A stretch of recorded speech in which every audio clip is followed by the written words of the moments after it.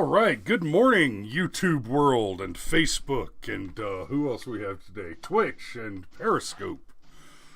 How we doing, Cameroon? I'm all right. There's always the work and the work and the work. Yes, there is. Dave Bowen, good morning, my brother. Dave Bowen says, this just in, Godzilla vs. King Kong is a kick-ass movie. You know, my kids are big fans of the giant kaiju movies, too. I'm looking forward to that one, because that's one of those where, you know, even if everything about the movie sucks from a very technical perspective, if you give me giant monsters fighting and breaking a city, I will enjoy it. I will have fun. So, but we're not here to talk about that this morning. We are going to be talking. We're going to talk a little bit about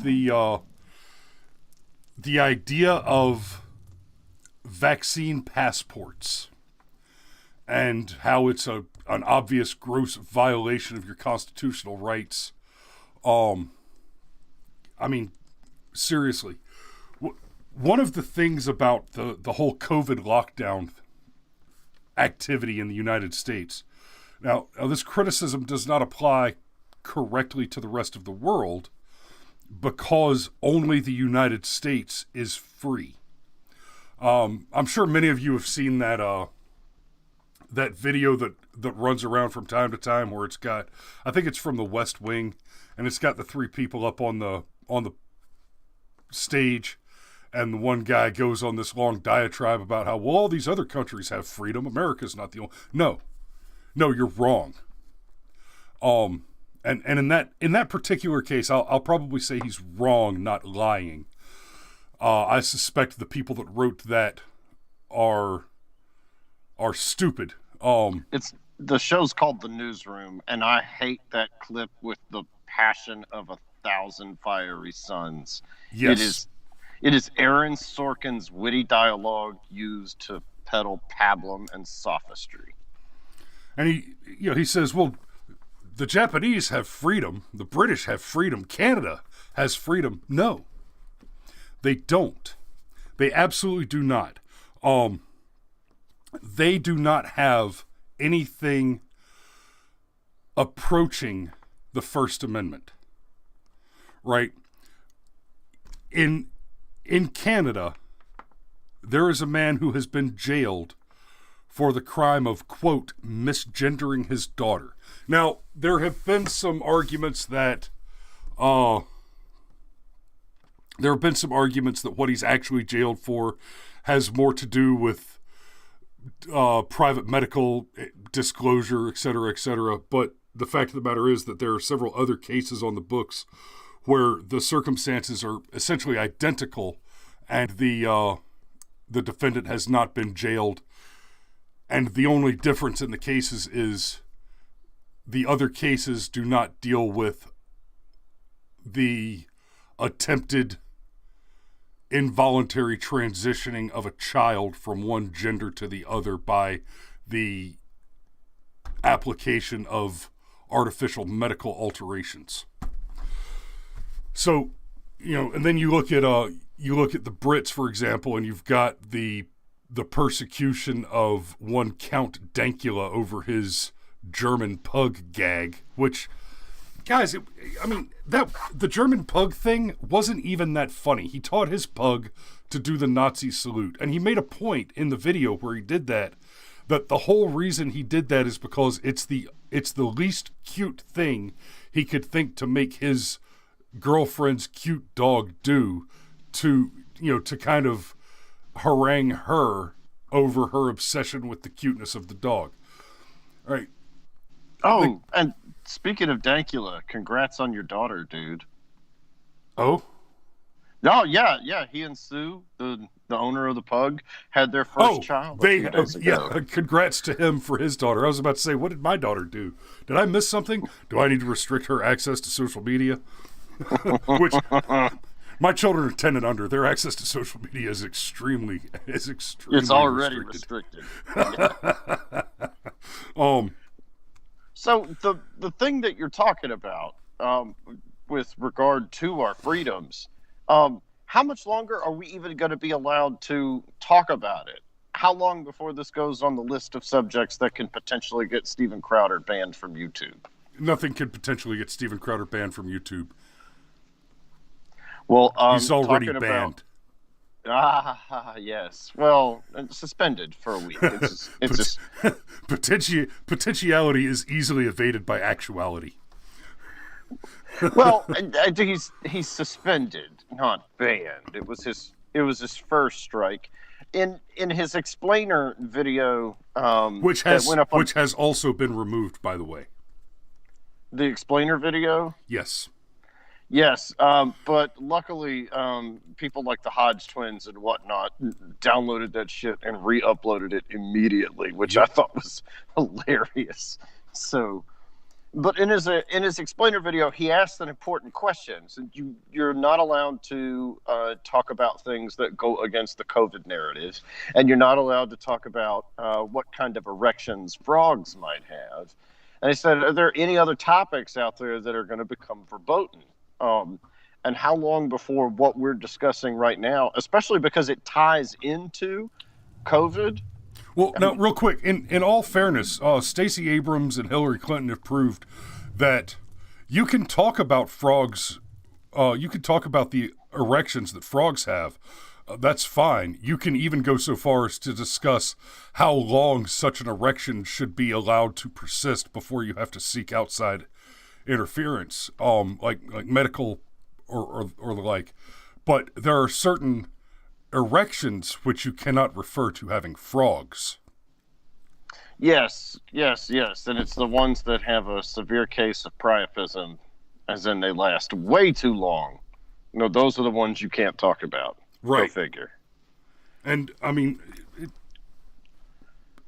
everybody should be deeply concerned right now about amphibian priapism.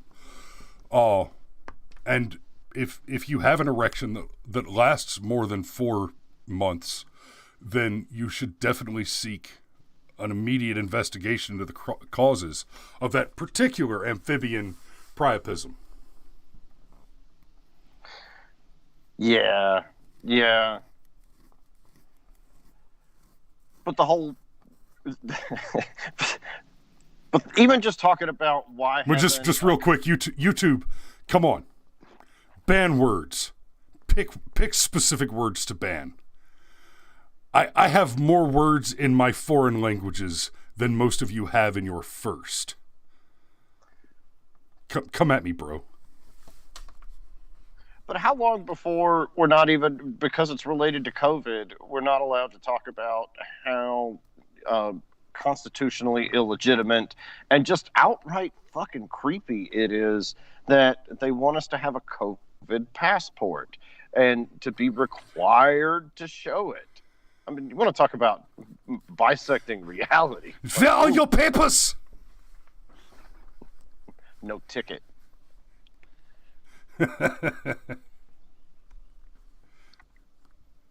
Because I live in Marjorie Taylor Green's district. I'm not at all shocked that she won. We've discussed this before. Like she knew exactly how to win that seat. And when she was running, we had a couple of conversations about Marjorie Taylor Green, and at the time, the only thing I knew about her, and I think really the only thing you knew about her, other than where she was and kind of what the voter base for that area was her active messaging on social media. Just real quick, guys, we've suddenly jumped over to Marjorie Taylor Green because she's getting a bit of a hot foot over the vaccine passport thing for referring to it as Biden's mark of the beast. So we're going to get to that and Hillary Clinton in just a second as well. But the only thing I knew about her was her messaging on social media and her campaign platforms. At the time, I was not aware of her buy-in to the whole Q phenomenon, and we can talk about that a little bit too. But we've talked about QAnon on this show before, and my opinion of QAnon is essentially that, and I'm sure we're going to get the flag. In fact, I'll check in a minute and see if we've gotten it yet. But QAnon was black propaganda. QAnon was a propaganda attack on Trump supporters by the opposition to the United States, I would not be surprised to learn that QAnon involved foreign counterintelligence operations to create a narrative designed to damage the credibility of otherwise reasonable people who were just interested in the platforms of Donald Trump, by seeding their reasonable expectations, beliefs, and understandings with ever so slightly, boiling the frog slow stretches of credulity in order to make as many Trump supporters as possible appear to be crazy. And it was credit where it's due, it was a very effective black propaganda campaign. Yeah, you mix in just enough truth with just enough crazy bullshit to where the insiders feel like, oh, it's the conspiracy theory, but the outsiders are like, y'all are nuts.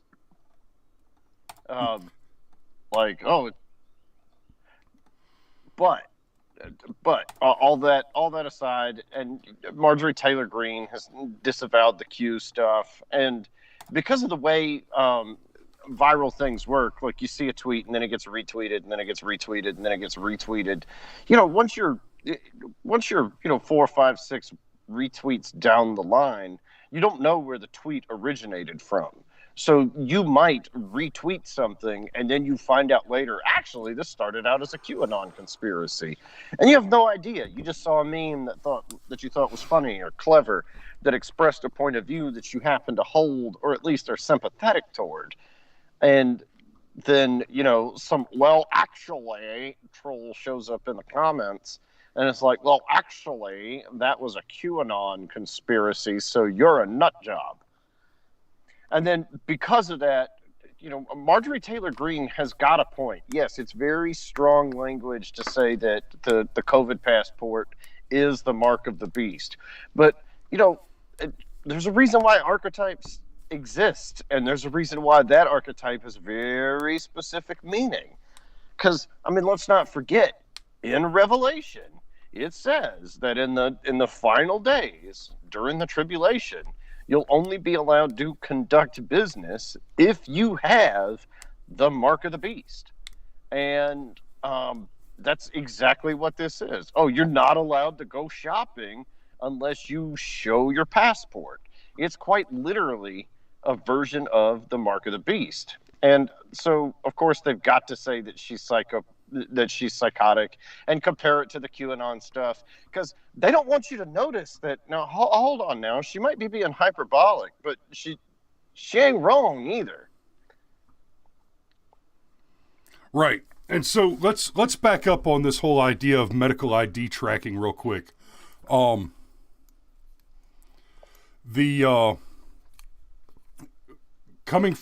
go back to Obamacare first.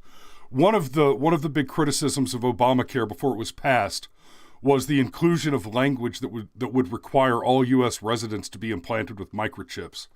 And of course, I went ahead and pulled up the Snopes article on this from a few years ago, and I want to point out something that happens here that this is part of how they lie to you, right? Snopes rates the claim false, but then it goes on. And here's where it gets interesting. First off, the referenced information was not part of the Obamacare legislation actually enacted by Congress. The page numbers and language cited in the example above were taken from H.R. 3200, an early House version of healthcare reform legislation, which was never passed by Congress.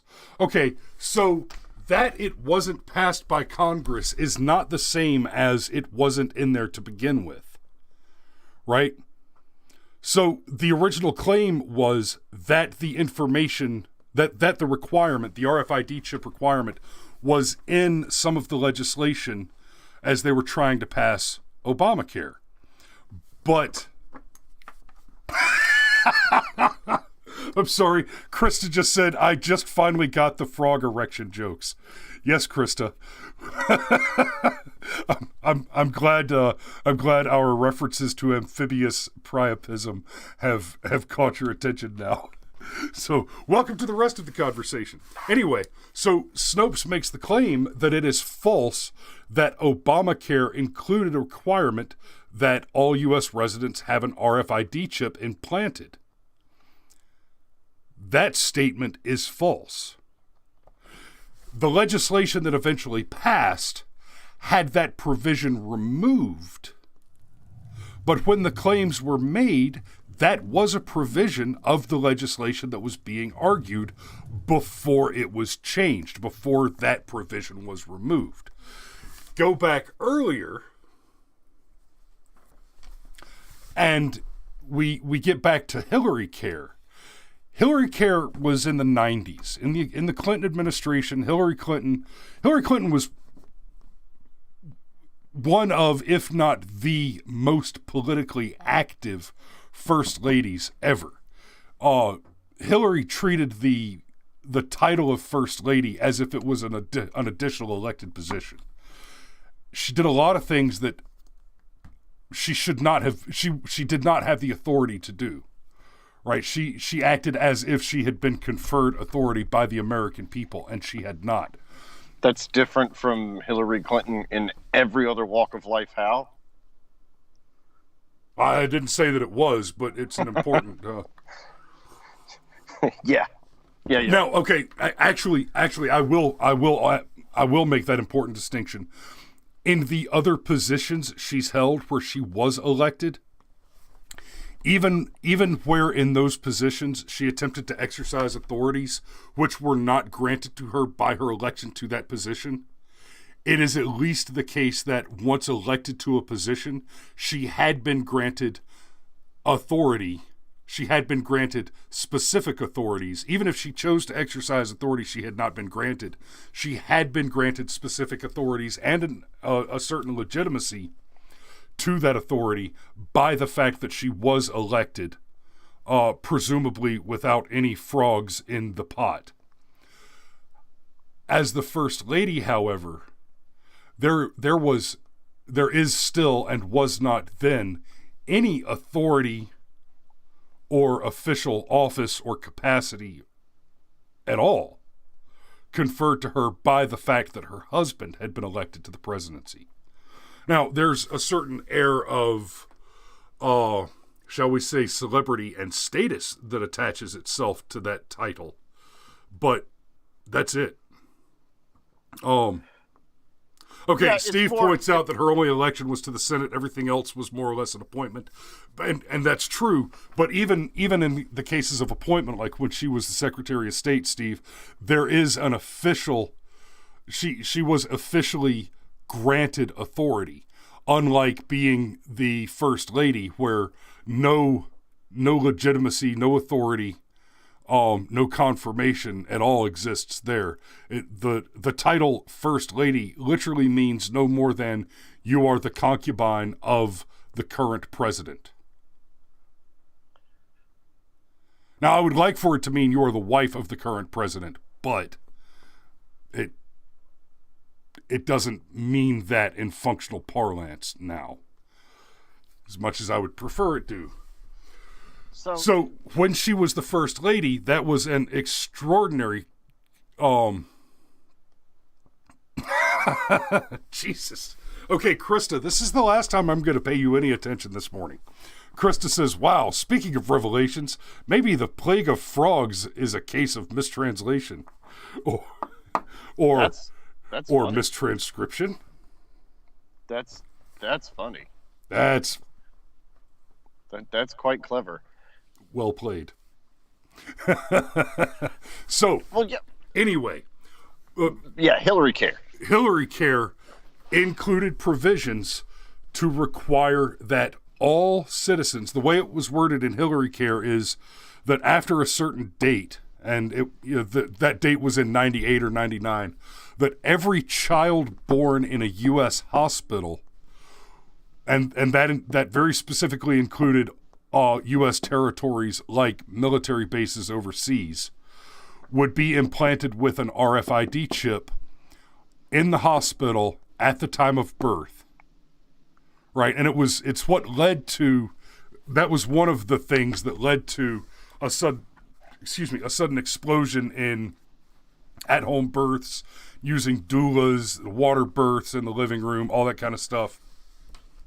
Oh, and that's kind of how we ended up with what a bizarre hybrid far right wing Christian conservative earthy hippie type. It's also part of what killed Hillary Care, though. Yes. It scared people to death. It's part of what got George W. Bush elected. The conservative Christian right was screaming Mark of the Beast in the mid-90s over the Hillary Care RFID chip. And to be very clear, when we're talking about this, there was actually a couple of companies that were established, funded with Clinton campaign money or through the Clinton organizations, for the express purposes of doing the research to create that ID chip, that RFID chip. When Hillary Care failed, those companies, having established a manufacturing base and produced these chips, they just went into a different business realm with the same technology. That's where the RFID chips that we use for our pets comes from.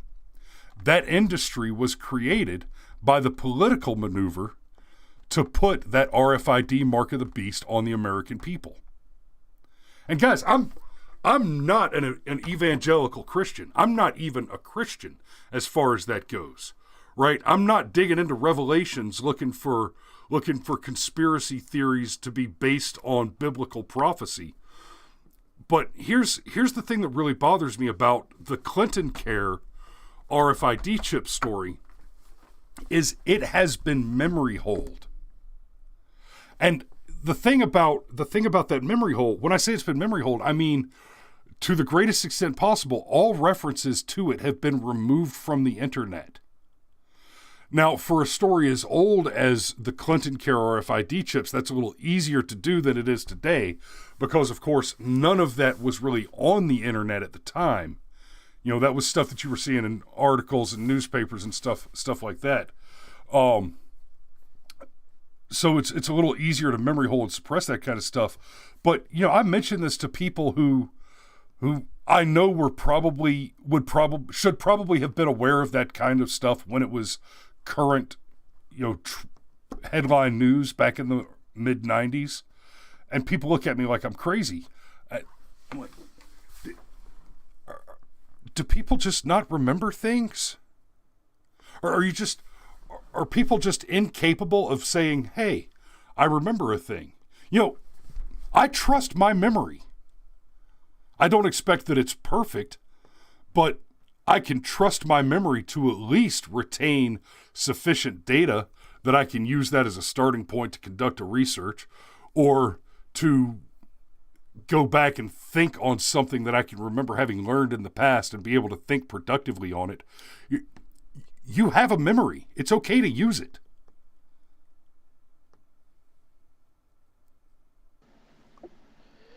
Yeah, and as we mentioned, and I'm just going to touch it real quick, it almost makes me wonder if this is not why there's this big push to bring the Mandela effect to as many people as possible, because it'd be so easy to weaponize it, to get everybody to understand the concept of the Mandela effect. Yes, thousands of people remember a thing. They all remember it the same way, and they're all wrong. Like, there are people that believe what Darth Vader said was, Luke, I am your father. That was even the joke that was made to me over and over again as I named one of my children Luke. But Darth Vader doesn't say, Luke, I am your father. He says, no, I am your father. And it's a slight difference, but it's a big difference. And everybody remembers it the wrong way. Well, just what if these narcissistic shitburgers that control us want us to be aware of the Mandela effect so they can go, no, that thing you remember from 25 years ago, and thousands of you all remember it the same way. You're just having a Mandela effect. That's not what actually happened. What actually happened is this thing that's anywhere from slightly different to massively different. It almost makes you wonder if they're not even pre-planning Mandela effects. Like, you know, for example, kicking Crowder off YouTube for a week for daring to even explore the concept of frogs having erections.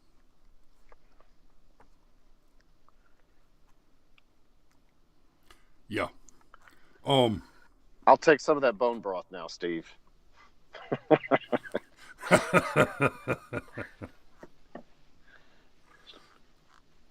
and yeah, the Steve and Krista, somehow the RFID chip would be easier than voter ID. Well, the funny thing about the RFID chip thing is that's going to be subsidized. If we ever get to it, that will be government funded. Not even subsidized, it'll just be straight government funded. Now, it cannot be overstated that the idea of the RFID chip was terrifying in the 90s. And now we all voluntarily carry around something that basically has all the capabilities that ever wanted to have. If the government wants to know where you are, you have a phone. Just to put a button on it, you know what this kind of reminds me of? It reminds me of, we're not trying to take your guns. Actually, yes, you are. You can stop fucking lying to me now. But no. We're not trying to implant a bug in your body so that all we have to do is run a scanner over you and we've got all your personal information right there. So yeah, it's the same thing. And even like the Snopes article that is like, oh well, golly, that's not an Obamacare. Y'all are crazy. I mean, it was kind of in the original draft of Obamacare, but we're not going to mention that. But it's not an Obamacare. Y'all are crazy. And then one day we wake up and it's like, actually, if you want to participate in the American healthcare system at all, we're going to have to plant a pill in your ass and you're going to like it. The vaccine passports are even more insidious, because the suggestion is that you will not be able to travel, you will not be able to go and shop at a grocery store, right? And I can already hear it now. There will be the arguments. When the arguments are made that the vaccine passport is unfair because it means that people can't go to the grocery store and buy groceries, the rebuttal will be, well, if people don't want to get the vaccine and get the vaccine passport and they're not interested in traveling, then they can order their groceries from Amazon or through a service like Instacart and have them delivered. You have options, and since you have options where you can have your groceries delivered and you don't actually have to go and buy them, then it means that it's okay for you to choose. It's okay for people to have the choice not to engage in the other commerce. And I'm all for choice, but that's a lie. You're not giving me the choice. You're not saying that I have the choice to engage in or not engage in commerce.